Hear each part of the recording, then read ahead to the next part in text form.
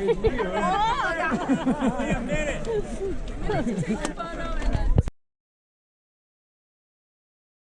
name is Louis Escobar. I used to be a runner, and I'm going to try it again this weekend. We're going together on an incredible journey. I can't wait to share the next couple of days with all of you. Thank you. Also, Candace and everybody at Destination Trails, thank you. Let's hear it for Candace and all of her people. We're going to get this thing done together.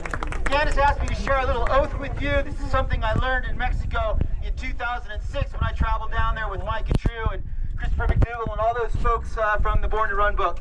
We got to a little spot, and Mike and True, the guy that was leading the trip, we stopped at this creek where you're going to cross over this bridge, and he said, raise your right hand. 6, 5, 4, 3, 2, 1, go!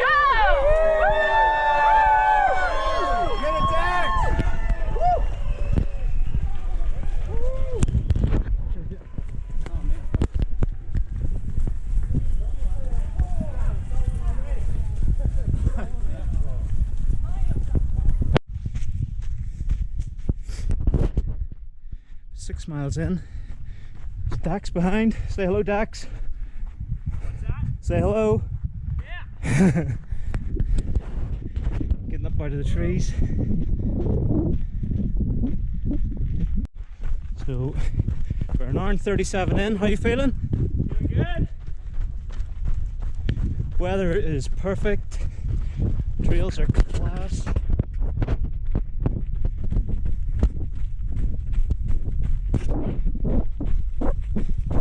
We're up above the clouds.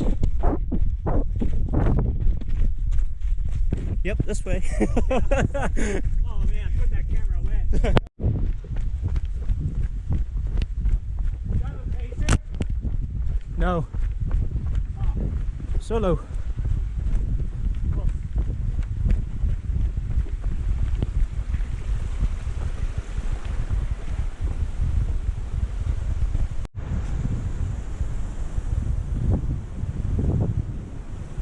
Never looks impressive on video. No, it doesn't.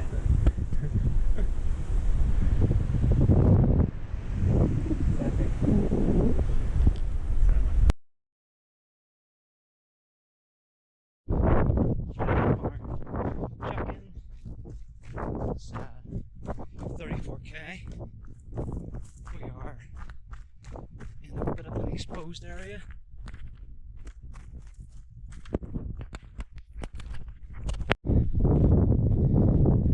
There it is, Points and Helens.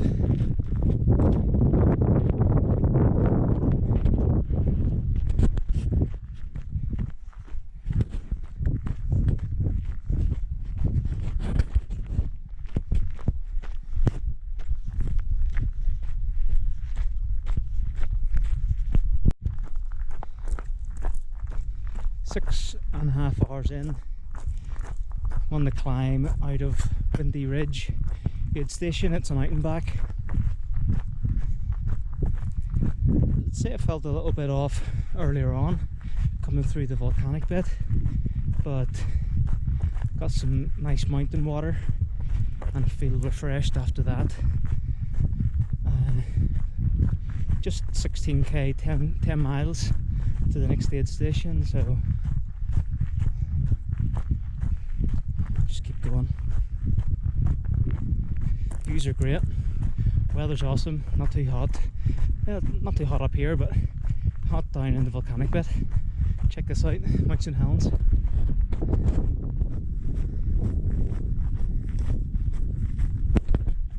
Unbelievable, class. Helens in the background. Awesome.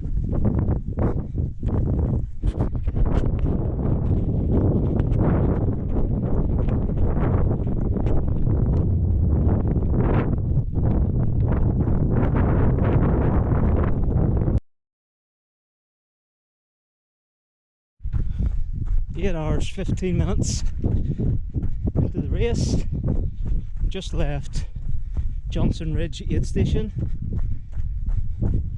Quite a quick turnaround in there.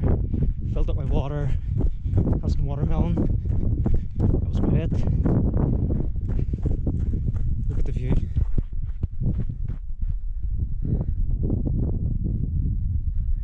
Epic.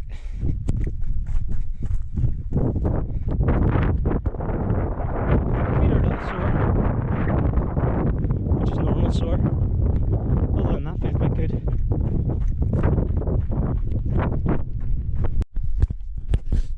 Just been through Coldwater Lake aid station. There's Coldwater Lake. Changed my top. Got some lube. Hat. Got my good head torch. And new socks. Lube on my feet. What else? Oh, they had they had tins of LaCroix that were ice cold. I had two. I had 2/3 of a grilled cheese sandwich. I'm really feeling it. It was nice. Just not that feeling that good about solid food.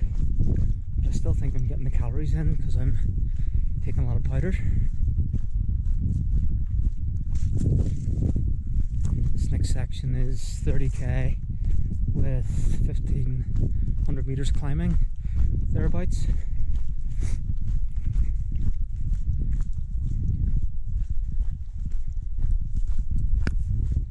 It's going to be dark in about an hour.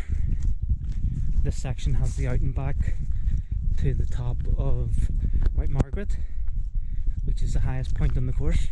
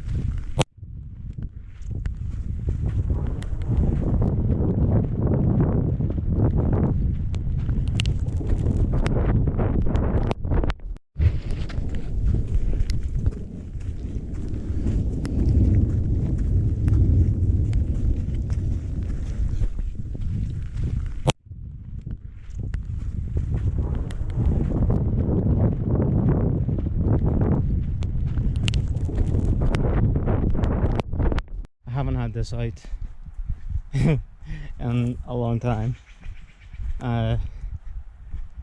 Nearly 29 hours into the race, but I'll tell you why first.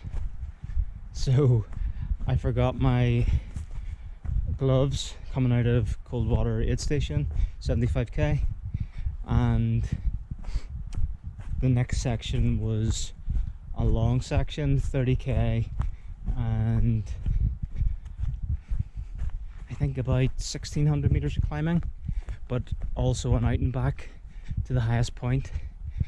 And well, a thunderstorm, rainstorm rolled in as I was making the climb, and I got soaked for hours, and I was in a bad way. I ended up, when I got to the next aid station, I had to strip and put on dry clothes, sleep clothes, put 2 blankets around me, and I had to go to bed to try and get my body temperature up, because I was honestly, the only option would have been DNF, because my muscles would only cramp because they were so cold. So I lost 3 hours, and I went from 5th to 20th or something, or 18th or something like that, which is fine. It's so early on race. But when I got up at, I think it was, the guy woke me at 2 o'clock. I think it was 2:40 by the time I had food, got changed and was leaving. And between 3 and 9 in the morning, or 9:30, maybe a bit later, I was able to catch and pass a lot of people to come back to, I think, 8th, and now I think I'm in 7th, which means fuck all. I'm 105 miles into a 205 mile race, but I'm the only one in the top 10 that slept. Let's see how this plays out. So I'm on the section between something Butte. What is the fuck is it?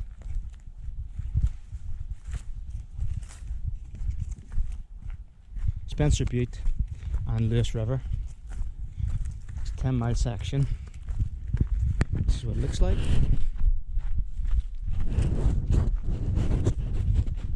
I have to say, the trails and the scenery has just been outstanding. Beautiful, and I really like running in the wet, damp Pacific Northwest forests. They're awesome. Wee bit spooky. Anyway, time to keep going. I may do some more updates now that it's taken me 15 hours to decide to take out the GoPro. I've thought about it a few times, and I just had a cheese and pickle quesadilla, so I was kind of letting it settle, and I thought, take it out. So I took it out, but I'm wasting time by not running down this down. Look at this absolute sex symbol. Check out my poncho, thanks to Brian at Council Bluff. Well, yeah, I'm leaving big breaks between the check-ins because I'm always tired. So the last time was 28 hours, and I didn't even check in. I just told you about the reason I didn't check in before that. Well, now it is 48 hours, so 20 hours later. But I just thought I'd get the GoPro out because I have to cross this river.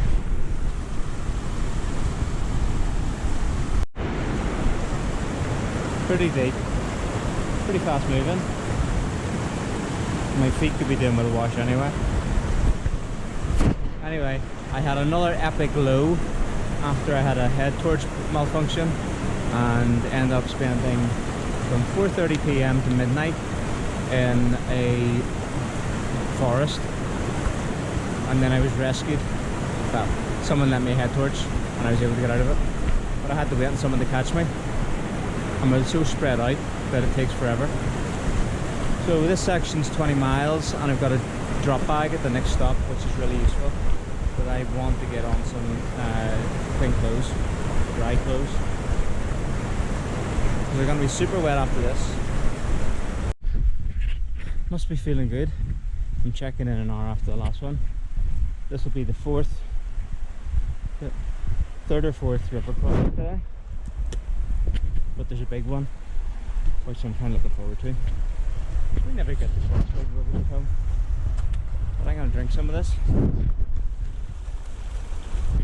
It's also brilliant for my sore foot.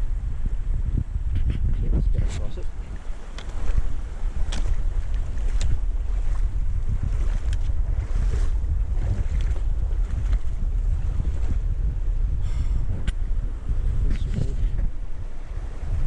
Simple pleasures.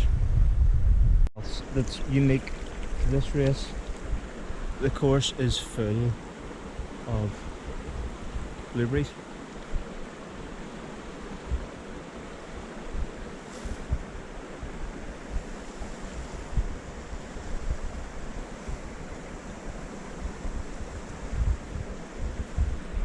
All of these plants, blueberries, large sections like that.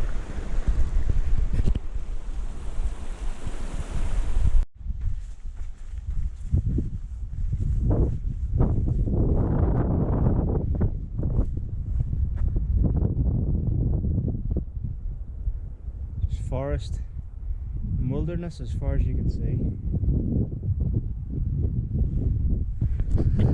So I'm on the Klickitat trail. Must be, let's check.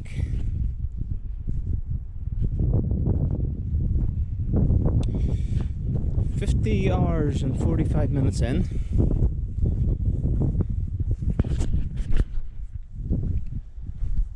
You might be able to hear that raging river down there.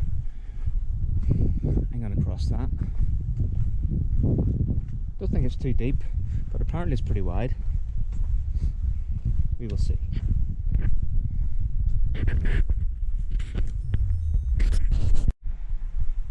So here's the next river. A wee bit bigger. Don't ask me what it's called.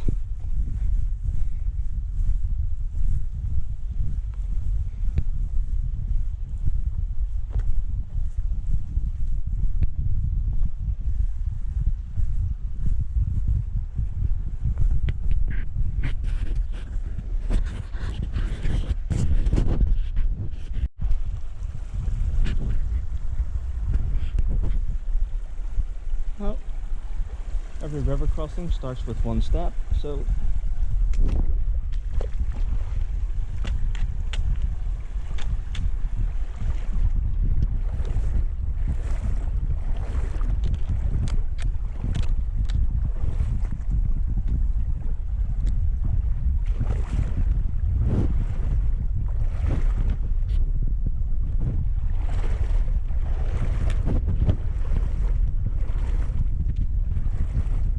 this is handy.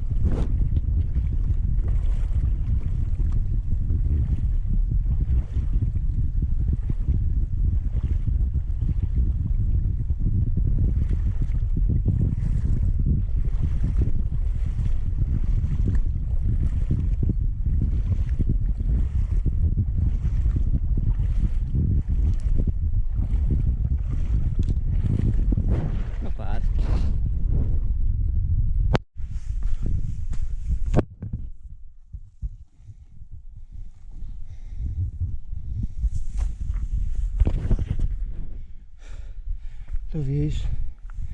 No views today.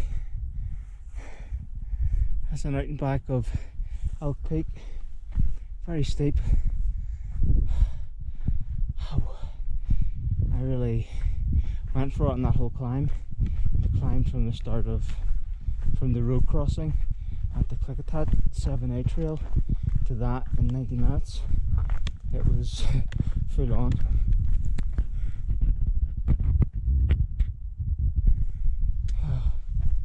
But I'm having a bit of a rest in the next aid station. Get stuff set for the night. Make sure I've got everything handy.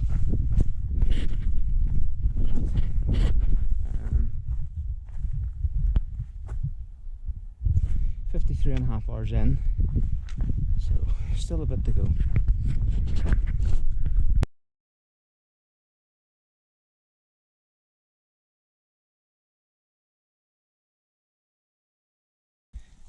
This is probably last check-in before darkness. Stopped to get my head torch on and rearrange a few pockets. Where are we? We are 59 hours in and 276 kilometers. Currently at an altitude of 1,333 meters, and I think I've got about another 2 or 3 hours to the next aid station. It depends. I'm hoping to, but we'll see how the moving is. I'm moving pretty well today. It's so wet.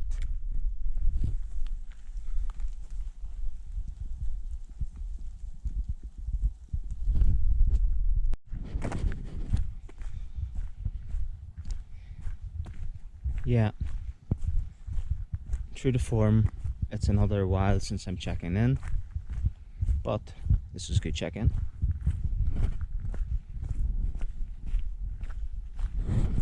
70 hours. Just a wee half marathon to do now to the finish. Bit slower than what I was originally hoped for, but just with a few mistakes with the head torch going and not putting on my waterproof mittens on Friday night. All in all,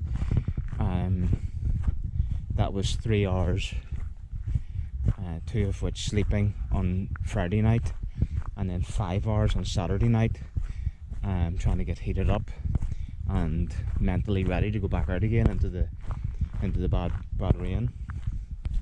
So I feel pretty good. I got loads of sleep compared to most people, and certainly more sleep than anyone in the top 10. I think I'm 8th or 7th.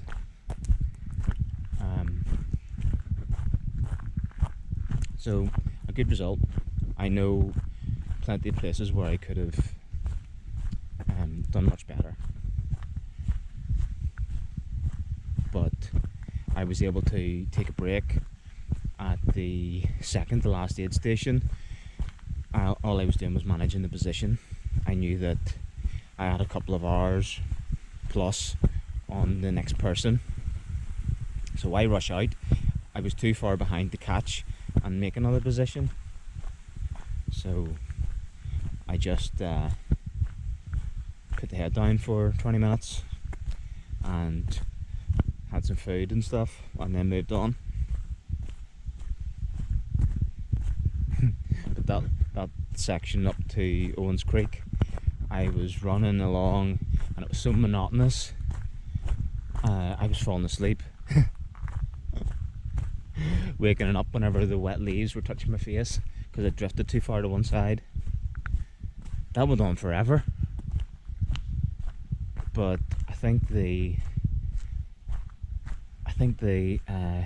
sleepiness helped me just continue to run, because it was just like a metronome, just moving and moving and moving, and it was easy terrain, so I could just switch off and